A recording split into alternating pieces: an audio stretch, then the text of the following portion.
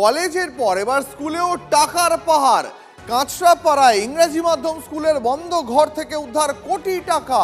স্কুলের ওই ঘরটি দীর্ঘদিন ধরে তালাবন্ধ অবস্থায় পড়েছিল। বুধবার রাতে বীজপুর থানার পুলিশ ওই স্কুলের অভিযান চালায়।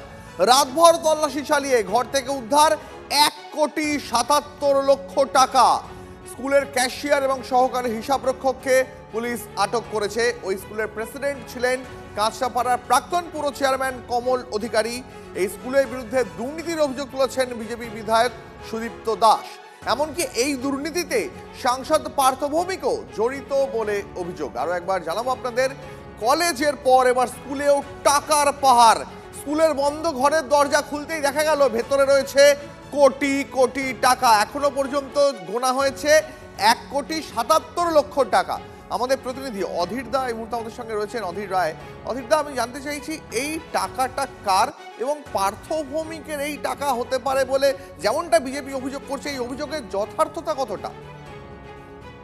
দেখো, টাকা কার এটা নিয়ে ইতিমধ্যে তদন্ত শুরু হয়েছে। কোথা থেকে টাকা আসলো, কারণ এই টাকা কার এই প্রশ্ন করতে ওখানকার অ্যাকাউন্টেন্টকে যখন একাধিকবার জেরা করেছে যারা টাকা উদ্ধার করতে এসেছিলেন, তাদের কোনো সদুত্তর তিনি দিতে পারেননি।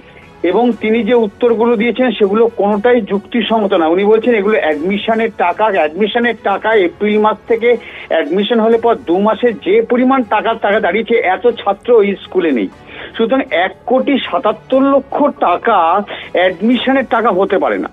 এইটা নিয়ে একটা বড় কথা। আর যে অভিযোগটা বিজেপির তরফ থেকে করা হচ্ছে, বিজেপি বিধায়ক করেছেন যে এই যে কমল অধিকারী কাঁচরাপাড়া এই হার্নেটি স্কুলের যে চেয়ারম্যান, কাঁচরাপাড়া পৌরসভার চেয়ারম্যান, তিনি ছিলেন এই স্কুলের সেক্রেটারি, তার বিরুদ্ধে দুর্নীতির অভিযোগ তুলেছেন পার্থ ভৌমিকের বিরুদ্ধে।